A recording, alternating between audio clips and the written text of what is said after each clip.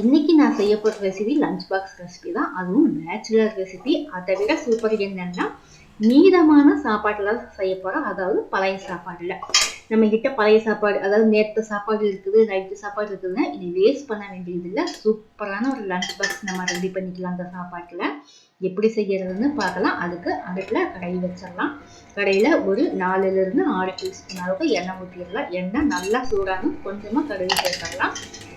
கடலைப்பருப்பு கொஞ்சமாக சேர்த்துக்கலாம். நல்லா வதக்கணும். நல்லா வதங்கி வந்ததும் தாளிக்கிறதுக்கு நான் பெரிய வெங்காயம் 1 போல் எடுத்து சின்ன சின்னதாக கட் பண்ணி வச்சுருக்கேன். வரமிளகாய் பார்த்தீங்கன்னா 4 போல் எடுத்துருக்கு. இதை நல்லா வதக்கணும்.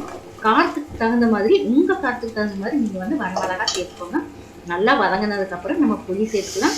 புளி நம்மளுக்கு எந்த அளவுக்கு சாப்பாடு இருக்குதோ அந்த அளவுக்கு சேர்த்துக்கலாம். சாப்பாடு அதிகமாக இருந்துச்சுன்னா அதிகமாக சேர்த்துக்கோங்க, இல்லை கம்மியாக இருந்துச்சுன்னா கம்மியாக சேர்த்துக்கோங்க. நம்மகிட்ட இருக்கிற சாப்பாட்டுக்கு தகுந்த அளவுக்கு நம்ம புளி சேர்த்துக்கலாம். இதெல்லாம் கொஞ்சமாக மஞ்சத்தூள், ஒரு 2 சிட்டிகை அளவுக்கு வெந்தய பொடி சேர்த்துருக்கேன். இதை நல்லா கலக்கி விட்டுக்கலாம். இப்போ தேவையான அளவுக்கு உப்பும் சேர்த்துக்கலாம். வெந்தய பொடி பார்த்தீங்கன்னா நான் நல்லா வறுத்து அரைச்சு நான் ஸ்டோர் பண்ணி வச்சிருக்கேன். வறுத்து நம்ம பொடி பண்ணோம் அப்படின்னா தான் வெந்தய பொடி நல்லா இருக்கும். இந்த சமயத்தில் நம்ம கருவேப்பிலை சேர்த்துக்கலாம். சேர்த்தோம்னா தான் நல்லா சாப்பாடு வாசனையும் இருக்கும், சாப்பிட்றதுக்கு நல்லா இருக்கும். அதனால இப்போ கருவேப்பிலை சேர்த்துக்கிட்டா நல்லா இருக்கும். நல்லா இந்த அளவுக்கு சுண்டி வந்ததுக்கப்புறம் நம்ம சாப்பாடு போட்டு கிளறிக்கலாம். எண்ணெய் நல்லா பிரிஞ்சு வரணும், அந்த அளவுக்கு சுண்டி வரணும். அப்போ தான் நல்லா இருக்கும். சாப்பாடு பார்த்தீங்கன்னா அப்படியே கட்டியே எடுத்து போடக்கூடாது. நல்லா உடச்சி விட்டு உதிரி உதிரியாக தான் போடணும். நல்லா உடச்சி விடணும். அதாவது கொஞ்சம் கொஞ்சம் கட்டி இருந்தால் பரவாயில்ல, நம்ம கிளறி கொடுக்கும் போது அது உடஞ்சிடும். ஆனால் ரொம்பவுமே கட்டியே எடுத்து போடக்கூடாது. சாப்பாடு முடிஞ்ச வரைக்கும் உதிரி உதிரியாக போட்டாதான் எல்லா பக்கம் அந்த புளி பிடிக்கும். நம்ம சாப்பாடு போட்டு நல்லா கிளறி கொடுக்கணும். பொறுமையாக அடுப்பை சிம்மில் வச்சுக்கிட்டு எல்லா பக்கமும் கிளறி கொடுக்கலாம். அப்படி கிளறி கொடுத்தோம் அப்படின்னா தான் புளி எல்லா பக்கமுமே படும்.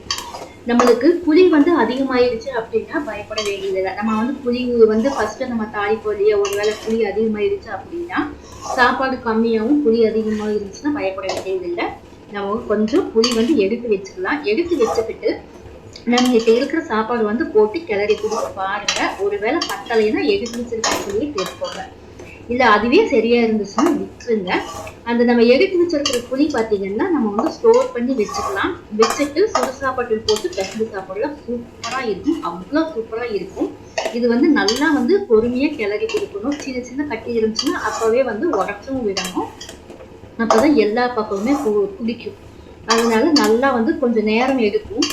கொஞ்சம் நேரம்னா ஒரு 5 நிமிஷம் போல ஆகும். நல்லா கிளறி கொடுத்துட்டு நம்ம ஒரு மூடி போட்டு மூடி வைக்கணும். அடுப்பை சிம்மில் வச்சிடணும். நல்லா சாப்பாடு சூடாகணும். ஒரு 5 நிமிஷம் போல சிம்மில் வைக்கணும். அப்போதான் சாப்பாடு நல்லா சூப்பராக இருக்கும். இப்போ நம்ம எடுத்துக்கிட்டு மறுபடியும் கிளறி கொடுக்கணும். கீழே இருக்கிறது மேலேயும், மேலே இருக்கிறது கீழையும் கிளறி கொடுத்தோம் அப்படின்னா இன்னுமே சாப்பாடு நல்லா சூடாக இருக்கும். நல்லா கொதிக்கிற சூடு இருக்கணும். பாருங்க, இந்த அளவுக்கு இருக்கணும். நம்மளுக்கு கை வச்சா சூடு பொறுக்க முடியாத அளவுக்கு இருக்கணும். அந்த அளவுக்கு சூடு இருந்தாதான் சாப்பாடு நம்ம லஞ்ச் பாக்ஸ் கொண்டு போனாலும் சீக்கிரமா கெட்டு போகாது. ரொம்ப நேரம் வரைக்குமே தாங்கும்.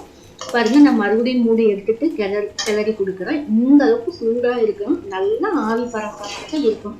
அப்பதான் சாப்பாடு சூப்பரா இருக்கும். பாருங்க, இந்த அளவுக்கு சூடா இருக்கணும். இந்த சாப்பாடு சாப்பிட்றதுக்கு அவ்வளோ அருமையா இருக்கும். நான் தட்டில் போட்டு கட்டுறேன் பாருங்களேன். அவ்வளோ சுட சுட இந்த அளவுக்கு ஆவி பறக்க இருக்கணும். அப்பதான் இந்த சாப்பாடு சூப்பரா இருக்கும். இந்த சாப்பாடு மிச்சமாயிடுச்சு அப்படின்னா கவலைப்பட வேண்டியதே இல்லை, எடுத்து வீச வேண்டியதும் இல்லை. இந்த மாதிரி நம்ம சாப்பாடு தாளிச்சு சாப்பிட்டோம்னா சூப்பரா இருக்கும். இதுக்கு கொஞ்சமா ஊறுகாய் மட்டும் இருந்துச்சுன்னா போதுங்க. இந்த ஊறுகாயை வச்சு நீங்க சாப்பிட்டு பாருங்க, சும்மா அமிர்தமா இருக்கும். ஒரு தடவை நீங்க இந்த மாதிரி செஞ்சு சாப்பிட்டு பழகிட்டீங்க அப்படின்னா இதுக்கு வேண்டியே நீங்க கொஞ்சம் அரிசி அதிகமா போட்டு சாப்பாடு வச்சு நீங்க இந்த மாதிரி தாளிச்சு சாப்பிடுவீங்க. இது பழைய சாப்பாட்டுல தான் செய்யணுமான்னு கேட்டா அப்படி கிடையாது. சூடான சாதத்திலையும் செய்யலாம். ஆனா டேஸ்ட் பாத்தீங்கன்னா பழைய சாப்பாட்டுல செஞ்சாதான் சூப்பரா இருக்கும். இதே மாதிரி நீங்க செஞ்சு சாப்பிட்டு பார்த்து எப்படி இருக்குதுன்னு மறக்காம கமெண்ட்ல சொல்லுங்க.